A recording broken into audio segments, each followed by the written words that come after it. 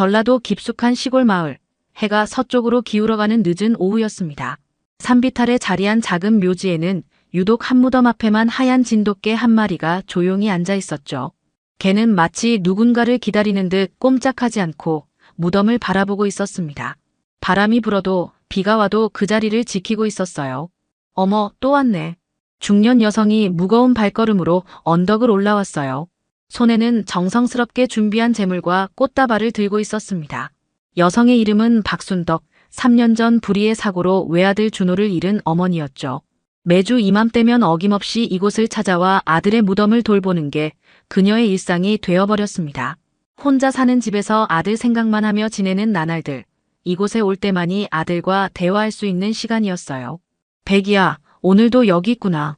순떡은 진돗개를 보며 쓸쓸하게 미소 지었어요. 언제부턴가 이 개가 준호의 무덤 앞을 지키고 있었습니다. 처음엔 그저 떠돌이 개려니 했는데 몇 달이 지나도록 계속 이곳에 머물러 있더군요. 다른 무덤에는 관심도 없고 오직 준호의 무덤 앞에서만 시간을 보냈습니다. 동네 사람들은 모두 한 목소리로 말했어요. 저 개가 준호 따라다니던 강아지래요. 주인을 그리워해서 무덤을 떠나지 못하나 봐요. 그런데 준호가 개를 키운 적이 있나요? 글쎄요, 확실하지는 않지만 분명 인연이 있을 거예요. 저렇게 한결같이 지키는 걸 보면요. 순떡은 제물을 정성스럽게 차려놓고 무릎을 꿇었습니다.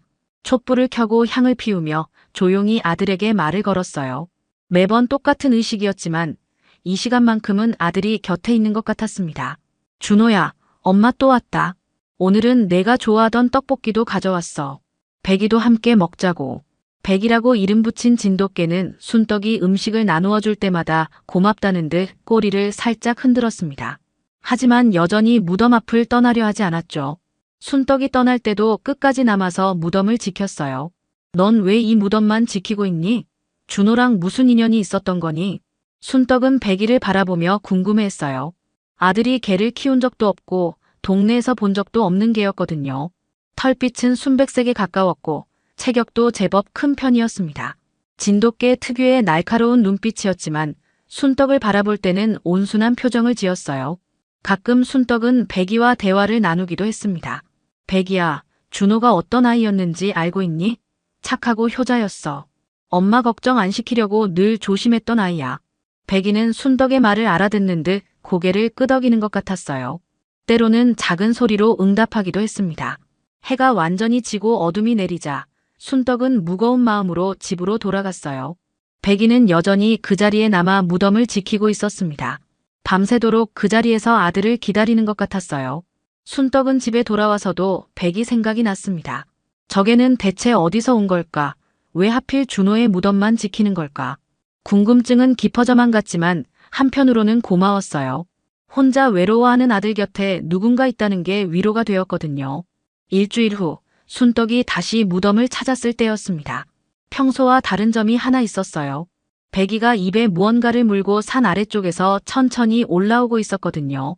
개의 걸음걸이가 평소보다 조심스러웠고 마치 소중한 것을 운반하는 것처럼 보였습니다.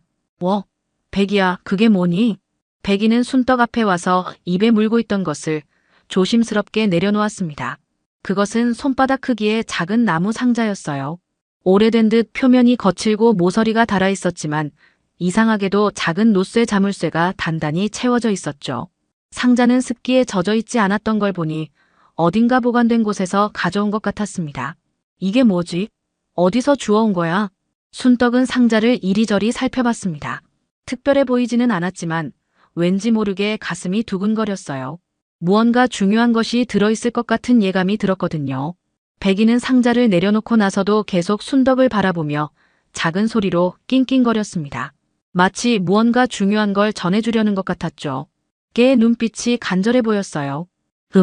일단 집에 가져가 볼까? 순떡은 상자를 품에 안고 평소처럼 아들에게 인사를 드렸습니다. 향을 피우고 절을 올리며 조용히 기도했어요. 백이도 따라서 무덤 앞에 앉아 고개를 숙였습니다. 두 존재가 함께 준호를 그리워하는 모습이 애틋했어요. 그날 저녁 순떡은 상자를 식탁 위에 올려놓고 한참을 바라봤습니다. 자물쇠가 채워져 있어서 열 수도 없고 억지로 부술 수도 없었거든요. 혹시 소중한 게 들어있다면 망가뜨릴 수도 있으니까요. 순떡은 상자를 만져보며 궁금해했어요. 누가 이런 상자를 만들었을까? 안에는 뭐가 들어있을까? 며칠이 지났습니다. 순떡은 상자가 계속 신경 쓰였지만 그냥 찬장 구석에 둬뒀어요. 밤마다 상자를 바라보며 안에 뭐가 들어있을지 궁금해했습니다. 혹시 준호와 관련된 물건일까도 생각해봤죠. 백이가 왜 하필 이 상자를 가져왔을까도 의문이었어요.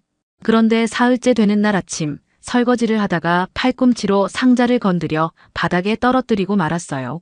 아이고, 바닥에 떨어진 상자에서 딸깍 하는 소리가 났습니다. 놀랍게도 오래된 자물쇠가 충격으로 풀려 있었어요. 순떡은 떨리는 손으로 조심스럽게 상자 뚜껑을 열어봤죠. 마음이 두근거렸습니다. 안에는 사진 여러 장과 작은 메모지, 그리고 낡은 열쇠 하나가 들어 있었습니다. 순떡의 손이 심하게 떨렸어요.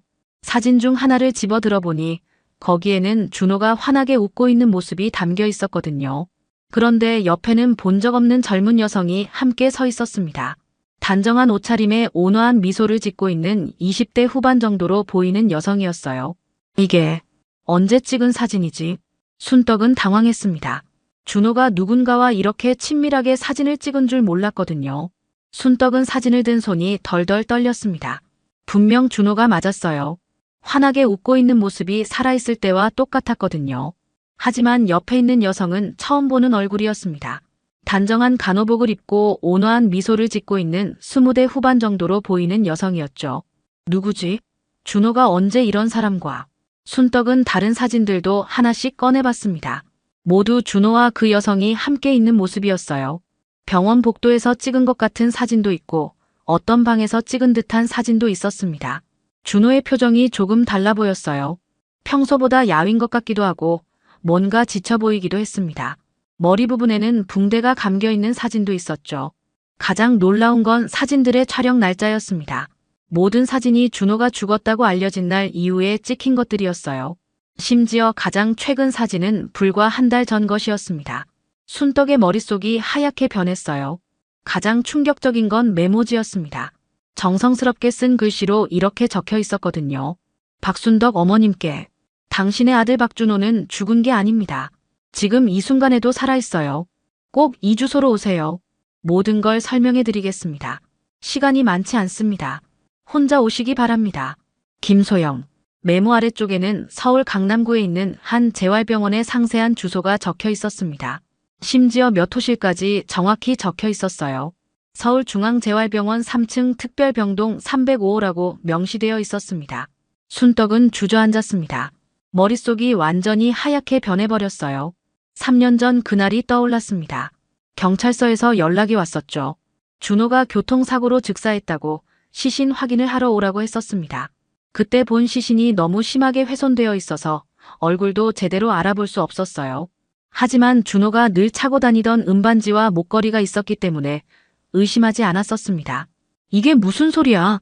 준호가 살아있다니. 순떡은 다시 사진을 들여다봤습니다. 찍힌 배경을 자세히 보니 확실히 병원 같았어요. 의료진들이 오가는 복도, 병실, 침대, 의료 장비들이 보였습니다. 준호는 병원복을 입고 있었고 표정이 많이 지쳐 보였지만 분명히 살아있는 모습이었어요. 그럼 내가 3년 동안 무덤에 절을 한 게 혹시 준호가 정말 살아있는 건가? 순떡은 벌떡 일어나 밖으로 뛰어나갔습니다. 무덤이 있는 언덕까지 숨가쁘게 달려갔어요. 백이는 여전히 그 자리에 있었습니다. 순떡이 나타나자 걔는 꼬리를 살짝 흔들었죠. 백이야, 이게 뭐야? 준호가 정말 살아있는 거야? 백이는 순떡을 바라보며 작게 짖었습니다. 마치 대답하는 것 같았어요. 순떡은 무릎을 꿇고 백이를 쓰다듬었습니다. 내가 알고 있었구나. 그래서 무덤을 지키고 있었던 게 아니라 나를 기다리고 있었던 거구나. 이 상자를 전해주려고. 순떡은 사진을 다시 한번 자세히 살펴봤어요. 준호의 얼굴, 그 옆에 있는 여성의 친절한 미소, 병원이라는 배경. 모든 게 현실처럼 느껴졌습니다. 김소영, 이 사람이 준호를 돌보고 있는 건가? 순떡은 결심했습니다. 당장 서울로 가서 진실을 확인해야겠다고 생각했어요.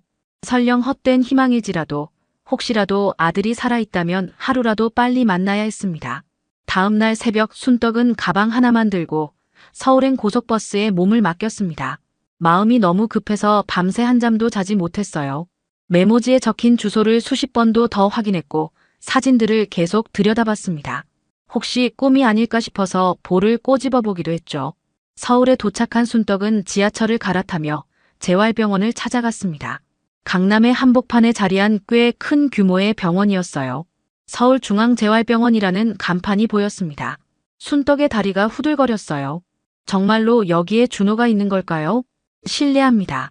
박준호라는 환자를 찾고 있는데요. 접수처 직원은 컴퓨터를 확인하더니 얼굴이 굳어졌습니다. 뭔가 곤란한 표정을 지으며 주변을 둘러보더니 작은 목소리로 말했어요. 어떤 관계시죠? 저는 그 사람 어머니입니다. 직원의 눈이 커졌어요. 그리고는 급히 어디론가 전화를 걸었습니다. 잠시 후 간호사 한 명이 나타났죠. 김소영이라고 소개한 그 간호사는 메모지에 나온 바로 그 사람이었습니다. 어머님, 정말 오셨네요. 이쪽으로 오세요. 김소영은 순떡을 병원 깊숙한 곳으로 안내했습니다. 일반 병실과는 떨어진 별관의 특수병동이었어요. 복도는 조용했고 출입을 통제하는 문들이 여러 개 있었습니다. 순떡의 심장이 쿵쾅거렸어요. 어머님, 마음 준비하세요. 많이 놀라실 거예요. 김소영이 한 병실 문을 열었습니다. 순떡은 그 순간을 평생 잊을 수 없을 거예요. 침대에 누워있는 사람이 바로 준호였거든요. 살아있는 준호였습니다. 준호야. 순떡은 비명을 지르며 침대로 달려갔어요. 준호는 눈을 뜨고 있었지만 말을 하지 못했습니다. 머리에 수술 흔적이 있었고 몸도 많이 야위어 있었어요. 하지만 분명히 숨을 쉬고 있었고 눈을 깜빡이고 있었습니다. 준호는 어머니를 보자 눈에서 눈물이 줄줄 흘러내렸어요. 입술이 파르르 떨렸지만 소리는 나오지 않았습니다. 순떡은 아들의 손을 꽉 잡고 오열했죠. 우리 아들, 정말 살아있구나. 엄마가 늦었다. 미안해. 김소영은 조용히 문을 닫고 모자의 재회를 지켜봤습니다. 한참 후에야 순떡이 진정을 하고 김소영을 바라봤어요. 이게 도대체 어떻게 된 일인가요? 준호가 왜 여기에? 3년 동안 왜 연락을 안 해주셨어요? 김소영의 표정이 어두워졌습니다. 그리고는 주변을 살피며 작은 목소리로 말했어요. 어머님, 여기서는 자세히 말씀드리기 어려워요. 잠시 상담실로 가시죠. 모든 걸 말씀드릴게요. 순떡은 준호의 손을 꽉 잡고 말했어요. 엄마가 꼭 다시 올게. 이제 절대 놓지 않을 거야. 준호는 고개를 살짝 끄덕였어요. 그 모습을 본 순떡은 다시 눈물이 쏟아졌습니다. 아들이 살아있다는 사실만으로도 세상이 다 있는 것 같았어요. 김소영은 순떡을 병원 구석진 상담실로 안내했습니다. 문을 꼭 닫고 나서야 입을 열었어요. 그의 얼굴에는 오랫동안 숨겨왔던 비밀을 털어놓는 사람의 표정이 역력했습니다. 어머님, 제가 하는 말이 믿기 어려우실 거예요. 하지만 모두 사실입니다. 김소영은 깊게 숨을 들이쉬고 말을 이어갔어요. 3년 전 준호 씨가 교통사고를 당했을 때 실제로는 즉사하지 않았어요. 중상을 입고 응급실로 실려왔죠. 뇌출혈이 심했지만 생명에는 지장이 없는 상태였습니다. 순떡은 숨을 멈춘 채 들었어요. 그런데 사고 직후 한 남자가 병원에 나타났어요. 양복을 말끔히 차려입은 중년 남성이었는데 자신을 대한산업전무라고 소개했습니다. 그 사람이 원장님과 은밀히 상담을 했어요. 김소영의 목소리가 떨렸습니다. 그 남자는 준호 씨를 죽은 걸로 처리해달라고 요청했어요.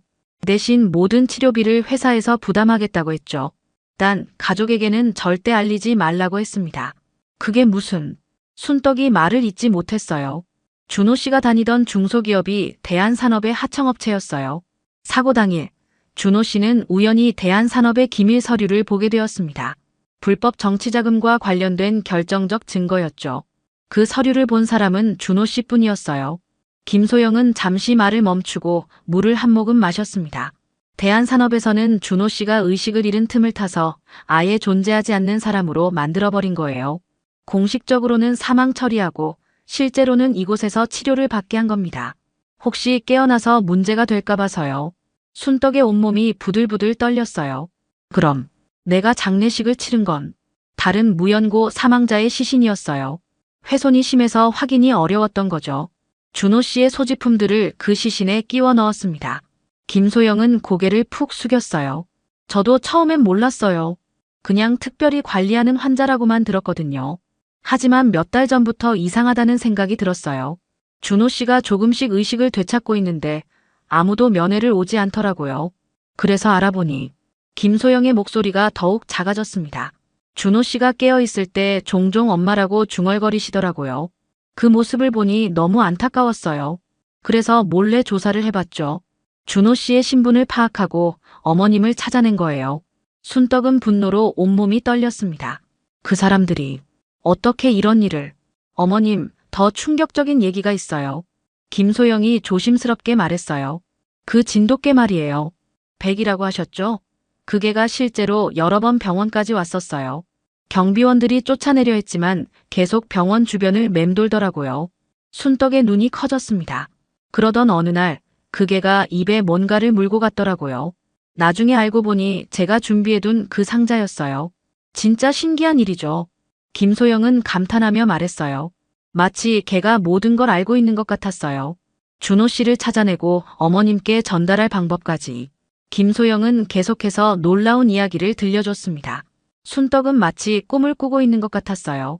어머님, 정말 신기한 건 그 개의 행동이었어요. 처음엔 그냥 떠돌이 개인 줄 알았는데 자세히 보니 아니더라고요. 김소영은 창밖을 바라보며 회상했습니다. 백이가 처음 병원에 나타난 건 2달 전이었어요. 밤늦게 병원 뒷문 근처에서 서성이더라고요. 경비 아저씨가 쫓아내려 했는데 이상하게 도망가지 않고 계속 병원 안을 들여다보는 거예요. 순떡은 숨을 죽이고 들었습니다. 며칠 뒤에는 대놓고 병원 안으로 들어오려고 했어요. 로비까지 들어와서 엘리베이터 앞에 앉아 있더라고요. 마치 어디로 가야 할지 알고 있는 것처럼요. 김소영의 목소리에 신기함이 가득했어요. 그때 저도 처음 봤거든요. 하얀 진돗개가 이상하게 차분하게 앉아있는 모습을. 다른 환자 보호자분들이 말하길 그 개가 특정 병실 앞에서만 멈춰 선다고 하더라고요. 설마 준호 병실 앞에서요? 맞아요. 정확히 준호 씨 병실이 있는 층 앞에서만 멈춰 서더라고요. 엘리베이터 문이 열리면 망설임 없이 그 층으로 가려고 했어요. 김소영은 잠시 말을 멈추고 물을 마셨습니다. 그래서 저도 궁금해져서 몰래 따라가 봤어요. 정말 놀라운 일이 벌어졌죠. 그 개가 준호 씨 병실 문 앞에서 꼼짝하지 않고 앉아 있는 거예요.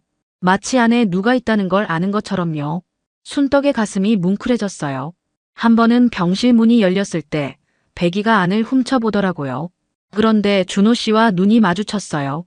그 순간 둘 다 멈춰 서더라고요. 준호 씨 눈에 눈물이 고이고 개도 작게 낑낑거리면서 김소영도 목이 메었습니다. 그때 저는 확신했어요. 이 개가 준호 씨를 아는 거라고. 그래서 몰래 병실 안으로 들여보내줬어요. 백이는 조용히 준호 씨 침대 옆에 앉아서 한참을 지켜봤어요. 그러던 중에 제가 어머님을 찾아내고 상자를 준비했죠. 사진과 메모를 넣어서 병원 뒷산에 숨겨뒀어요. 그런데 김소영이 감탄하며 말했어요. 정말 믿기 어려운 일이 벌어졌어요. 제가 상자를 숨긴 지 하루 만에 백이가 그걸 찾아낸 거예요. 어떻게 알았는지 정확히 그 장소로 가서 상자를 물고 나왔더라고요. 순떡은 소름이 돋았어요. 그리고는 병원을 떠나더라고요.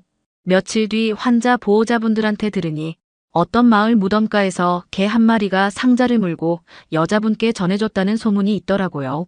김소영은 순떡을 바라보며 말했어요. 그때 저는 깨달았어요. 그 개가 단순한 동물이 아니라는 걸. 마치 준호 씨의 마음을 대신해서 어머님을 찾아낸 거라고요. 순떡은 눈물을 흘리며 고개를 끄덕였어요. 백이가 우리 준호를 대신해서 엄마를 찾아준 거구나. 네, 맞아요. 환자 보호자들이 말하기를 그 개가 몇 번이나 병원과 무덤가를 오가더라고 해요. 마치 연결고리 역할을 하는 것처럼요. 김소영은 감동스러운 표정으로 말했어요. 어머님, 그 개가 없었다면 저희는 영원히 만날 수 없었을 거예요. 정말 신기한 일이죠. 순떡은 더 이상 참을 수 없었습니다. 3년 동안 아들이 죽었다고 믿고 살아온 고통, 그리고 그 모든 게 거짓이었다는 분노가 치밀어 올랐어요. 하지만 무엇보다 아들을 구해내는 게 급선무였습니다. 김소영 씨, 이 일을 세상에 알려야 해요. 이런 끔찍한 일이 어떻게 용납될 수 있겠어요? 김소영도 고개를 끄덕였습니다. 저도 그렇게 생각해요. 하지만 조심해야 해요. 대한산업은 정말 큰 회사거든요. 정치인들과도 연결되어 있고. 순떡은 결연한 표정을 지었어요. 그래도 해야 해요. 내 아들을 이런 식으로 가둬둘 순 없어요. 그날 밤 순떡은 서울 시내 작은 여관에서 밤새 고민했습니다. 어떻게 하면 이 일을 세상에 알릴 수 있을까요? 그때 김소영이 건네준 명함이 눈에 들어왔어요. 뒷면에 기자 친구의 연락처가 적혀 있었습니다. 다음 날 아침 순떡은 그 기자를 만났어요. 한국일보 사회부 기자인 이민수였습니다. 처음엔 믿기 어려워하던 그도 순떡이 가져온 증거들을 보고는 표정이 달라졌어요. 이건 정말 큰 사건이네요. 하지만 확실한 증거가 더 필요해요. 어떤 증거요? 준호 씨가 직접 증언할 수 있어야 해요. 그리고 병원 기록, 대한산업과의 거래 내역 같은 것들이요. 순떡은 다시 병원으로 갔습니다. 김소영의 도움으로 은밀히 준호를 만날 수 있었어요. 준호는 여전히 말을 하지 못했지만 글은 쓸 수 있었습니다. 떨리는 손으로 종이에 적었어요. 엄마, 미안해. 나 기억해. 사고 당일, 서류 봤어. 준호가 적은 내용은 충격적이었습니다. 사고 당일 우연히 본 대한산업의 비리 서류, 그리고 사고 직후 병실에 나타난 정장 입은 남자의 협박까지 모든 게 적나라하게 드러났어요. 김소영도 용기를 냈습니다. 병원 내부 기록들을 몰래 복사해서 기자에게 전달했어요. 대한산업에서 준호의 치료비를 지불한 기록, 그리고 특별관리 환자라는 암호명으로 관리되고 있던 문서들까지. 이민수 기자는 며칠 동안 추가 취재를 했습니다. 대한산업의 과거 비리 기록들, 그리고 정치인들과의 유착 관계까지 파헤쳤어요. 마침내 모든 준비가 끝났습니다. 한국일보 일면에 대서특필로 기사가 실렸어요. 죽은 것으로 조작된 산업기밀 목격자. 3년간 은밀히 감금. 기사가 나간 후 다른 언론사들도 뒤따라 보도하기 시작했습니다. 그런데 놀라운 일이 또 벌어졌어요. 순떡이 병원에 갔을 때 백이가 병원 로비에 앉아 있었던 거예요. 마치 무슨 일이 일어나고 있는지 아는 것처럼 차분히 기다리고 있었습니다. 백이야, 내가 또 왔구나. 백이는 순떡을 보자 꼬리를 흔들었어요. 그리고는 준호의 병실로 향했습니다. 이번에는 아무도 막지 않았어요. 기사가 나간 후 병원 분위기가 완전히 바뀌었거든요. 준호는 백이를 보자 처음으로 미소를 지었어요. 백이도 조용히 침대 옆에 앉아서 준호의 손을 하차줬습니다. 순떡은 그 모습을 보며 확신했어요. 이계가 정말로 아들을 구해낸 은인이라는 걸. 며칠 후 대한산업 전무 박철수가 구속되었습니다. 병원 원장도 함께 조사를 받게 되었어요. 준호는 더 이상 숨어있을 필요가 없게 되었습니다. 석 달이 흘렀습니다. 가을이 깊어가는 전라도 시골 마을에는 평화가 찾아왔어요. 순떡의 집 마당에는 예전과 다른 풍경이 펼쳐져 있었습니다. 휠체어에 앉은 준호가 석양을 바라보며 조용히 앉아 있었고 그 옆에는 백이가 편안하게 누워 있었거든요. 준호의 재활치료는 생각보다 빨리 진전되었습니다. 말은 아직 어눌했지만 간단한 대화는 가능해졌어요. 다리도 조금씩 감각이 돌아오고 있었습니다. 무엇보다 어머니와 함께 있다는 사실만으로도 회복 속도가 빨라지는 것 같았어요. 엄마, 고마워. 준호가 어머니를 바라보며 말했습니다. 순떡은 아들의 어깨에 손을 올리고 미소 지었어요. 뭘 고마워하니? 엄마가 더 고맙지. 내가 살아있어서. 백이는 두 사람의 대화를 듣는 듯 고개를 들어 바라봤습니다. 그 눈빛에는 만족스러운 표정이 역력했어요.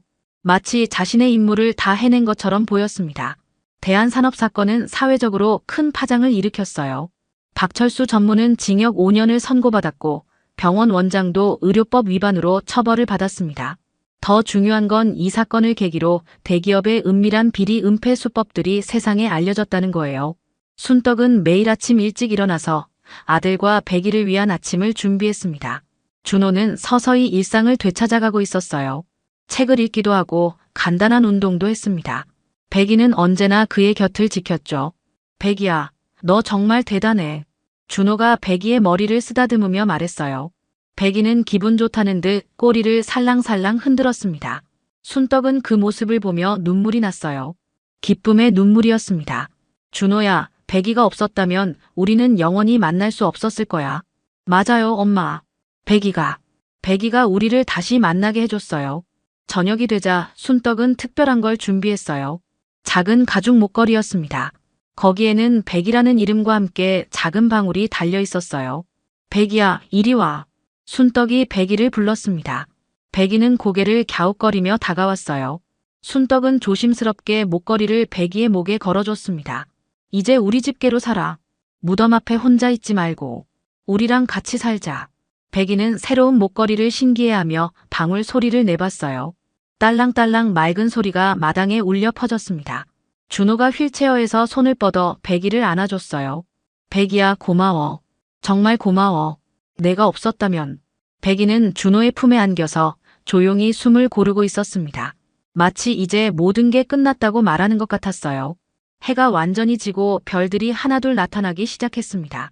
순떡은 아들과 백이를 바라보며 감사의 마음을 느꼈어요. 3년 동안의 긴 악몽이 끝났고 이제 새로운 시작이었습니다. 준호야, 내일부터 물리치료 열심히 하자. 다시 걸을 수 있을 거야. 네, 엄마. 꼭 다시 걸어서. 백이랑 산책도 하고 싶어요. 백이는 두 사람의 대화를 들으며 꼬리를 천천히 흔들었습니다. 이제 더 이상 무덤을 지킬 필요가 없었어요. 진짜 가족이 함께 있는 이곳에서 평범하지만 소중한 일상을 시작할 수 있게 되었으니까요. 밤하늘의 별들이 새 식구를 따뜻하게 비춰주고 있었습니다. 66살의 정영자는 아침 일찍부터 분주했습니다. 오늘도 며느리 윤혜진이 찾아올 예정이거든요. 아들이 해외 발령을 받아 떠난 지 벌써 3년째. 혜진은 시어머니를 친어머니보다도 더 챙겨주었어요. 어머님, 안녕하세요. 혜진의 밝은 목소리가 현관에 울려 퍼졌습니다.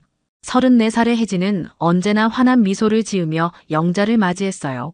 손에는 영자가 좋아하는 과일과 반찬이 가득 담긴 봉지를 들고 있었죠. 아이고, 혜진아, 또 이런 걸 가져와서. 영자는 입으로는 그렇게 말했지만 마음속으로는 기뻤습니다. 이렇게 정성스럽게 챙겨주는 며느리를 둔 게 얼마나 고마운지 몰라요. 어머님, 혈압약 드셨어요? 오늘 병원 가는 날이죠. 혜진은 세심하게 영자의 컨디션을 살폈습니다. 약 복용부터 병원 스케줄까지 영자보다 혜진이 더 꼼꼼하게 기억하고 있었어요. 병원 가는 길에서도 혜진은 영자의 팔을 조심스럽게 부축했습니다. 천천히 가세요, 어머님. 급할 거 없어요. 대기실에서 기다리는 동안에도 혜진은 영자 곁을 떠나지 않았죠. 다른 환자 가족들이 부러워할 정도로 정성스러웠어요. 정말 복 받으셨네요. 며느리가 이렇게 잘해주시니까. 옆자리 할머니가 부러워하며 말했습니다. 영자는 뿌듯한 마음으로 고개를 끄덕였어요. 시장에서도 혜진은 마치 친딸처럼 영자를 세심하게 챙겼습니다. 무거운 건 모두 혜진이 들고 영자는 혜진의 팔짱을 끼고 천천히 걸었어요. 상인들도 이들 모녀의 정겨운 모습을 흐뭇하게 바라보았죠. 우리 며느리는 정말 다르다니까. 영자는 동네 사람들에게 자주 자랑했습니다. 아들보다 더 효녀야. 이런 며느리 둔 게 내 평생 복이지. 혜진은 그런 말을 들을 때마다 겸손하게 웃으며 당연한 일이에요. 어머님이라고 대답했어요. 어느 화창한 오후 혜진이 평소보다 조금 일찍 영자의 집을 찾아왔습니다. 어머님, 오늘 동사무소에 가야 할 일이 있어요. 혜진의 목소리에는 평소와 다른 진지함이 묻어 있었죠. 동사무소? 무슨 일인데? 영자가 궁금해하며 물었습니다. 혜진은 가방에서 서류 봉투를 꺼내며 설명했어요. 어머님 앞으로 상속 관련 서류가 들어왔다고 하더라고요. 정리해야 할 게 있나 봐요. 영자는 고개를 갸우뚱했습니다. 상속이라니. 내가 뭘 상속받을 게 있다고. 하지만 혜진은 그래도 확인해보는 게 좋을 것 같아요. 혹시 모르잖아요 라며 영자를 설득했죠. 동사무소에 도착하자 혜진은 능숙하게 번호표를 뽑고 영자를 의자에 앉혔습니다. 어머님, 여기 앉아 계세요. 제가 먼저 확인해 볼게요. 혜진은 창구로 다가가 직원과 무언가 이야기를 나누었어요. 잠시 후 혜진이 돌아와서 말했습니다. 어머님, 직원분이 본인 확인이 필요하다고 하네요. 같이 가실래요?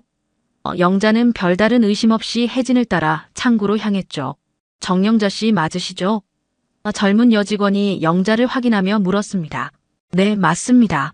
영자가 대답하자 직원은 컴퓨터 화면을 보며 뭔가를 확인했어요. 그런데 직원의 표정이 조금 이상했습니다. 잠깐만요. 직원이 자리에서 일어나 안쪽으로 들어갔어요. 혜진은 뭔가 복잡한 절차가 있나 보네요 라며 태연하게 말했지만 영자는 왠지 모를 불안감을 느꼈습니다. 몇 분 후 직원이 다시 나타났습니다. 손에는 작은 쪽지를 들고 있었어요. 어머님께 드릴 게 있어요. 직원은 혜진이 보지 못하게 조심스럽게 영자에게 쪽지를 건넸죠. 영자는 쪽지를 받아 펼쳐봤습니다. 상속 위임장, 인감 위임 서류가 귀하 명의로 접수됐습니다. 본인이 제출하신 게 맞습니까? 라는 글귀가 적혀 있었어요. 영자의 심장이 쿵쾅거리기 시작했습니다. 어떤 내용이에요, 어머님? 혜진이 자연스럽게 물었습니다. 영자는 순간 당황했지만 최대한 평정을 유지하려 노력했어요. 아, 별거 아니야. 그냥 확인 절차라고 하네. 그럴 리가요. 영자는 웃으며 대답했지만 속으로는 손이 덜덜 떨리고 있었습니다. 이게 도대체 무슨 일인지 머릿속이 복잡해졌어요. 위임장, 인감, 자신은 그런 걸 제출한 적이 없는데 말이죠. 혜진은 그럼 오늘은 이 정도로 하고 집에 가실까요? 라며 영자의 팔을 부축했습니다. 평소와 똑같이 다정한 목소리였지만 영자에게는 전혀 다르게 들렸어요. 집으로 돌아가는 길, 영자는 계속 그 쪽지 내용을 곱씹어봤습니다. 뭔가 크게 잘못되고 있다는 직감이 들었거든요. 그날 밤 영자는 잠을 이룰 수 없었습니다. 쪽지에 적힌 내용이 머릿속에서 맴돌았어요. 위임장, 인감. 자신은 분명히 그런 서류를 제출한 적이 없는데 말이죠. 시계를 보니 새벽 2시가 넘어 있었습니다. 다음 날 아침 영자는 일찍 일어나 단정하게 옷을 입었어요. 오늘은 혼자 나가봐야겠다. 평소에는 혜진과 함께 다니던 외출을 혼자 하기로 결심했죠. 혜진에게는 오늘은 몸이 좀 안 좋으니까 집에서 쉴게라고 문자를 보냈습니다. 동사무소에 도착한 영자는 어제 자신에게 쪽지를 건넨 직원을 찾았어요. 어제 그 일로 다시 왔습니다. 영자의 목소리는 평소보다 훨씬 단호했죠. 아, 어머님. 혼자 오셨네요. 직원은 주변을 둘러보며 말했습니다. 저쪽 상담실로 가시죠. 자세히 말씀드릴게요. 상담실에서 직원은 컴퓨터 화면을 보여주며 설명하기 시작했어요. 며느리분인 윤혜진 씨가 어머님의 인감을 사용해서 각종 위임장을 접수했습니다. 부동산 등기부 등본도 여러 차례 열람했고요. 영자의 얼굴이 굳어졌습니다. 그게 무슨 뜻이죠? 부동산 명의 이전을 준비하고 있는 것 같습니다. 보통 이런 경우에는 직원이 말을 망설였어요. 사기의 가능성이 높습니다. 영자는 잠시 눈을 감았다가 떴습니다. 3년 동안 자신을 친딸처럼 모시던 혜진의 모습들이 스쳐 지나갔어요. 병원에 함께 가고 시장에서 팔짱을 끼고 걷던 모습들이 이제는 전혀 다르게 보였죠. 증거가 있나요? 영자가 조용히 물었습니다. 직원은 서류를 꺼내며 보여줬어요. 여기 인감 날인된 위임장들이 있습니다. 그리고 공증사무소에서도 어머님이 직접 오셨다고 기록되어 있어요. 하지만 공증사무소 직원 말로는 실제로는 며느리분이 모든 걸 주도했다고 하더라고요. 영자는 서류들을 자세히 살펴봤습니다. 분명히 자신의 도장이 찍혀 있었지만 언제 찍었는지 기억이 나지 않았어요. 아, 이건 약봉지에 도장 찍어달라고 할 때 영자는 혜진이 자신의 도장을 몰래 사용했다는 사실을 깨달았죠. 어떻게 하시겠습니까? 직원이 물었습니다. 경찰에 신고하시거나 아니면. 영자는 잠시 생각에 잠겼습니다. 그러다가 입가에 미묘한 미소를 지었어요. 그럼 제가 당하는 척 한번 해보죠. 네. 직원이 놀라며 되물었습니다. 며느리가 이렇게 치밀하게 계획했다면 저도 한 수 더 봐야 하지 않겠어요? 영자의 눈빛이 예리해졌습니다. 지금까지는 속는 척했지만 이제부터는 진짜 연기를 해봅시다. 영자는 직원과 자세한 계획을 세웠어요. 혜진이 다음에 서류를 제출하러 올 때까지 모든 걸 준비하기로 했죠. 하지만 절대로 혜진이가 눈치채면 안 됩니다. 지금까지처럼 아무것도 모르는 척해야 해요. 집으로 돌아가는 길, 영자는 복잡한 심정이었습니다. 3년 동안 진심으로 믿었던 며느리가 자신을 속이고 있었다는 사실이 충격적이었어요. 하지만 동시에 분노도 치밀어 올랐죠. 사람을 이렇게 이용하다니. 영자는 주먹을 꽉 쥐었습니다. 며칠 후 혜진이 다시 영자를 찾아왔습니다.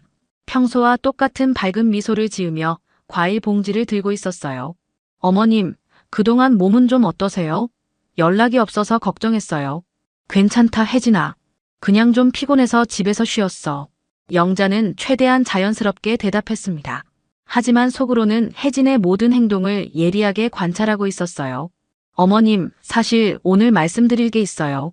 혜진이 소파에 앉으며 진지한 표정을 지었습니다. 어머님 연세도 있으시고 혼자 계시니까 걱정이 많이 되거든요. 무슨 소리야? 나 아직 팔팔한데. 영자가 웃으며 말했지만 혜진은 계속 이야기를 이어갔어요. 그게 아니라 재산 관리 같은 거 말이에요. 요즘 사기꾼들이 많잖아요. 혹시나 해서요. 혜진의 목소리에는 걱정이 가득했습니다. 하지만 영자는 이제 그 걱정이 가짜라는 걸 알고 있었죠. 아, 그런 걱정은 안 해도 돼. 나한테 뭐 그리 대단한 재산이 있다고. 영자는 일부러 무심한 척했어요. 어머님, 이 집도 있으시고 예금도 있으시잖아요. 제가 알아서 정리 좀 도와드릴게요. 혜진이 영자의 손을 잡으며 말했습니다. 믿고 맡겨주세요. 그 순간 영자는 소름이 돋았어요. 혜진의 손길이 차갑게 느껴졌거든요. 하지만 티내지 않고 그래. 우리 혜진이가 도와준다니 고맙네라고 대답했습니다. 다음 날부터 혜진은 본격적으로 움직이기 시작했어요. 어머님, 오늘은 부동산 중개사무소에 가봐야 해요. 집 시세도 알아보고 혹시 모를 일에 대비해서요. 혜진은 마치 영자를 위하는 것처럼 말했죠. 부동산 사무소에서 중개사는 어머님, 이 집 정말 좋은 위치에 있네요. 요즘 시세로는 상당히 나갈 것 같은데요. 라며 감정가를 불러줬습니다. 혜진은 열심히 메모하며 혹시 매매할 때 필요한 서류들은 뭐가 있나요? 라고 물었어요. 영자는 조용히 앉아서 이 모든 상황을 지켜봤습니다. 혜진이 얼마나 치밀하게 계획하고 있는지 이제야 정확히 알 수 있었어요. 이후 며칠 동안 혜진은 영자를 데리고 여러 곳을 다녔습니다. 공증사무소에서는 만약을 위해서 위임장 하나 만들어 둘까요? 라고 제안했고, 변호사 사무실에서는 상속 관련해서 미리 정리해두면 좋을 것 같아요 라며 각종 서류를 준비했죠. 영자는 모든 곳에서 혜진이 시키는 대로 따라했습니다. 도장을 찍고 서명을 하고 신분증을 보여주었어요.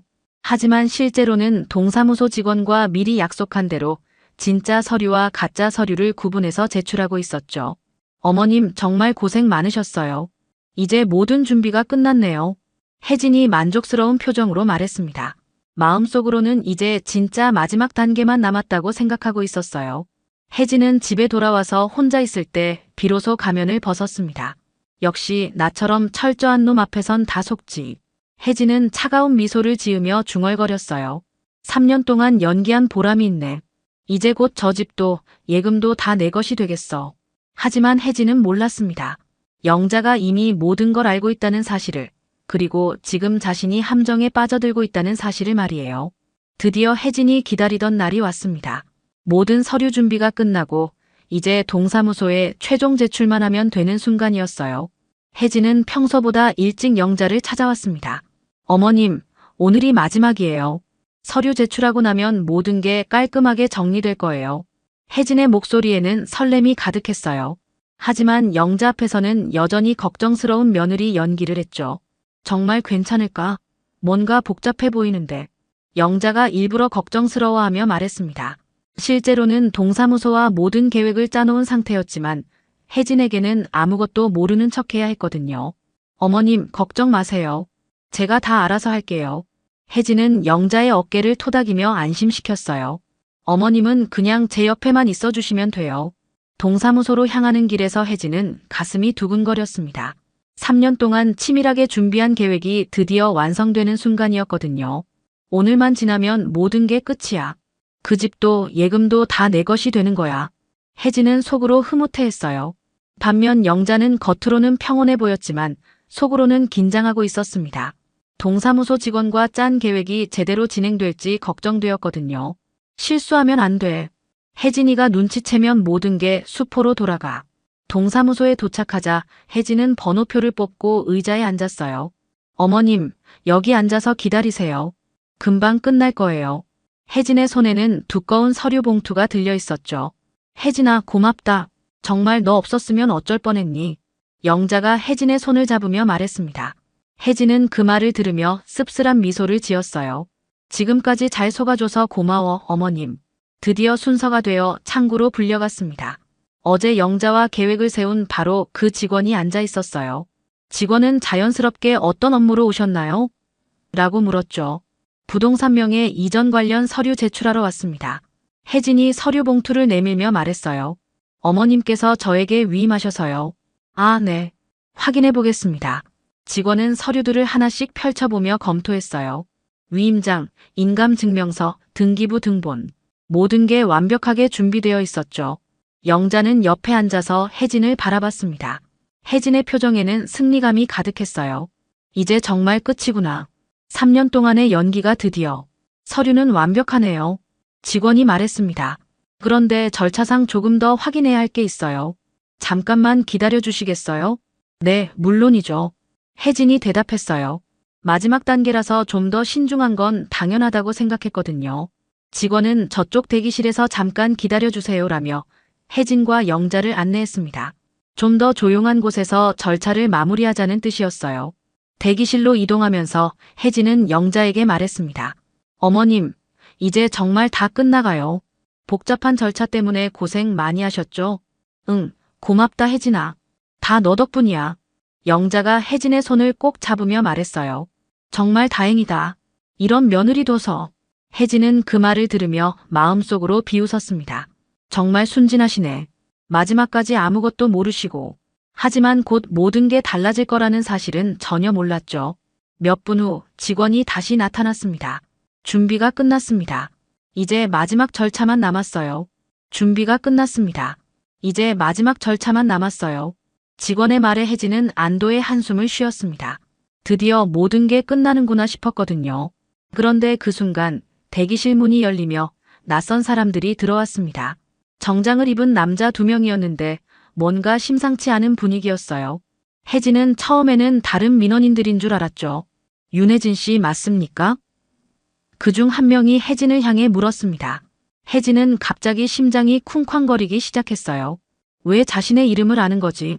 네, 맞는데요. 무슨 일이죠? 혜진의 목소리가 약간 떨렸습니다. 뭔가 잘못되고 있다는 직감이 들었거든요. 저희는 경찰입니다. 남자가 수첩을 꺼내 보여주며 말했어요. 윤혜진 씨, 위조 위임장 및 인감 도용 혐의로 체포합니다. 혜진의 얼굴이 하얗게 질렸습니다. 뭐라고요? 이게 무슨... 혜진은 당황해서 말을 제대로 이어가지 못했어요. 동사무소 직원이 혜진 앞으로 다가와 서류를 펼쳐 보였습니다. 윤혜진 씨가 정영자 씨의 인감을 무단으로 사용해서 위임장을 위조했습니다. 여기 증거들이 다 있어요. 그럴 리가요. 어머님께서 직접. 혜진이 항변하려고 했지만 경찰관이 손을 들어막았어요. 윤혜진 씨, 인감 도용은 명백한 범죄입니다. 또한 고령자를 대상으로 한 사기 행위로도 판단됩니다. 다른 경찰관이 차분하게 말했죠. 혜진은 영자를 바라봤습니다. 영자가 자신을 구해줄 거라고 생각했거든요. 어머님, 말씀해 주세요. 제가 어머님을 도와드린 거라고. 하지만 영자는 조용히 앉아서 혜진을 바라보고만 있었어요. 평소에 다정한 표정은 온데간데없고 차가운 시선이었죠. 어머님. 혜진의 목소리가 점점 절망적으로 변했습니다. 그때 경찰관이 추가로 설명했어요. 윤혜진 씨, 당신이 이전에도 다른 고령자들을 상대로 비슷한 수법을 사용했다는 신고가 들어왔습니다. 부산에서 70대 할머니, 대구에서 60대 할아버지. 혜진의 다리에 힘이 빠졌습니다. 자신의 과거까지 다 들통난 거였어요. 이건 함정이었어. 함정이라기보다는 정의가 실현되는 거죠. 직원이 차분히 말했습니다. 정영자 씨께서 며칠 전에 직접 신고하셨거든요. 혜진은 믿을 수 없다는 표정으로 영자를 쳐다봤어요. 어머님, 정말요? 저를 신고하신 거예요? 영자가 드디어 입을 열었습니다. 혜진아, 3년 동안 정말 고생 많았다. 목소리에는 슬픔과 분노가 섞여 있었어요. 내가 그렇게 바보로 보였니? 어머님, 오해예요. 정말 어머님을 위해서. 혜진이 마지막으로 변명을 시도했지만 영자는 고개를 저었습니다. 위해서라고. 내 집을 빼앗고 내 돈을 훔치는 게 나를 위해서라고. 영자의 목소리가 점점 높아졌어요. 3년 동안 나를 속이면서 연기한 거구나. 경찰관이 수갑을 꺼내며 혜진에게 다가왔습니다. 윤혜진 씨, 동행하겠습니다. 잠깐만요. 이건 정말 오해예요. 혜진이 소리쳤지만 이미 늦었어요. 차가운 수갑이 혜진의 손목에 채워졌죠. 영자는 혜진이 끌려가는 모습을 지켜봤습니다. 3년 동안 친딸처럼 여겼던 며느리가 사실은 자신을 노린 사기꾼이었다는 현실이 여전히 믿어지지 않았어요. 하지만 더 이상 속지 않겠다는 다짐만큼은 확고했습니다. 수갑이 채워진 혜진이 경찰서로 끌려가는 동안 사건의 전모가 하나씩 밝혀지기 시작했습니다.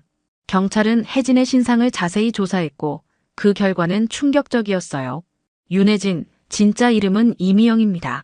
담당 형사가 영자에게 설명했어요. 어머님 아들분과는 실제로 결혼했지만 처음부터 사기 목적이었습니다. 영자는 그 말을 듣고 현기증이 날 뻔했습니다. 그럼 우리 아들도 속은 거예요? 네, 맞습니다. 아들분을 만나는 것부터가 계획된 일이었어요. 형사는 파일을 펼쳐 보이며 계속 설명했죠. 이 여자는 전국을 돌아다니면서 재산이 있는 가정의 아들들에게 접근해서 결혼한 후 시부모를 상대로 사기를 쳐왔습니다. 파일에는 혜진, 아니 이미영의 범죄 기록이 상세히 적혀 있었어요. 부산에서는 74살 박할머니의 둘째 아들과 결혼해서 며느리 행세를 하며 3천만 원을 가로챘고, 대구에서는 60여 살 호라비의 아들과 결혼해서 집을 팔아 달아났다고 했죠. 수법이 항상 비슷합니다. 형사가 설명을 이어갔어요. 먼저 재산이 있는 고령자의 아들을 물색하고 그들과 결혼해서 며느리로 들어갑니다. 그 다음에 시부모의 신뢰를 얻어서 재산을 노리는 거죠. 영자는 3년 동안의 기억들을 되짚어봤어요. 혜진이 얼마나 자연스럽게 며느리 역할을 했는지, 아들 이야기를 할 때도 마치 정말 사랑하는 남편인 것처럼 말했던 기억이 났죠. 그럼 우리 아들한테도 거짓말을 한 거네요. 아들분은 아무것도 모르고 계실 겁니다. 해외 발령도 이 여자가 교묘하게 유도한 거예요. 형사는 또 다른 서류를 보여줬어요. 남편이 멀리 있어야 시어머니를 더 쉽게 조종할 수 있거든요. 그때 다른 형사가 들어와서 추가 정보를 알려줬습니다. 이전 결혼들도 모두 이혼으로 끝났습니다. 재산을 빼돌린 후에는 각종 핑계를 대며 이혼해버리거든요. 공범도 있습니다. 가짜 부동산 중개사, 가짜 변호사, 심지어 가짜 공증인까지. 영자는 그제서야 혜진이 자신을 데리고 다녔던 모든 곳들이 가짜였다는 걸 깨달았어요. 그럼 그 사람들도 다 사기꾼이었다는 거군요. 네, 맞습니다. 특히 전화 통화 내용도 확보했는데요. 형사가 녹음기를 틀었어요. 혜진의 목소리가 흘러나왔죠. 다음 주면 모든 게 끝나. 할멈이 완전히 속고 있어. 3년 동안 연기한 보람이 있네. 혜진의 차가운 목소리였어요. 남편도 여전히 바보같이 모르고 있고, 이번에는 정말 큰 건 낚았어. 영자는 그 목소리를 듣고 온몸에 소름이 돋았습니다. 자신뿐만 아니라 아들까지 속이고 있었다는 거였거든요. 녹음은 계속 이어졌어요. 연기도 이제 지겨워. 매일 착한 며느리 사랑하는 아내 코스프레 하는 것도 한계가 있다니까. 하지만 돈 생각하면 참을만해. 혜진이 웃으며 말하는 소리가 들렸죠. 남편한테는 언제 이혼 통보할 거야? 공범의 목소리가 들렸어요. 재산 정리 끝나면 바로. 어차피 해외에 있으니까 이혼 서류만 보내면 돼. 간단하지. 혜진이 차갑게 대답했죠. 영자는 자리에서 일어나 창문 쪽을 바라봤어요. 자신만 속은 게 아니라 아들도 완전히 이용당하고 있었다는 현실이 더욱 충격적이었죠. 혜진은 처음부터 끝까지 모든 걸 계산하고 접근한 거였어요. 어머님, 괜찮으세요? 형사가 걱정스럽게 물었어요. 영자는 고개를 돌려 형사를 바라봤습니다. 우리 아들도 알아야겠네요. 자기가 얼마나 이용당했는지. 목소리는 떨렸지만 눈빛만큼은 단호했어요. 혜진의 체포 소식은 곧바로 언론에 보도되었습니다. 결혼 사기꾼, 시어머니까지 속여 재산 노려라는 제목으로 뉴스에 나왔고 온라인에서도 큰 화제가 되었어요. 사람들은 혜진의 치밀한 수법에 경악했고 동시에 영자의 지혜로운 대처에 감탄했죠. 경찰서에서 조사받는 혜진의 모습은 처참했습니다. 수갑을 찬 채 고개를 숙이고 있는 혜진은 더 이상 그 다정했던 며느리가 아니었어요. 저는 그냥 돈이 필요해서. 혜진이 힘없이 중얼거렸지만 이미 늦었죠. 돈이 필요해서라고요? 담당 검사가 차갑게 물었어요. 그래서 무고한 남성과 결혼하고 시어머니를 3년 동안 속인 거예요? 그분들의 마음은 생각해봤나요? 혜진은 대답할 수 없었습니다. 자신이 저지른 일의 무게가 이제야 실감났거든요. 영자의 따뜻했던 미소, 자신을 친딸처럼 아껴주던 모습들이 떠올랐어요. 그리고 진심으로 자신을 사랑했던 남편의 모습도. 하지만 이미 돌이킬 수 없었죠. 재판에서 혜진에게는 징역 6년이 선고되었습니다.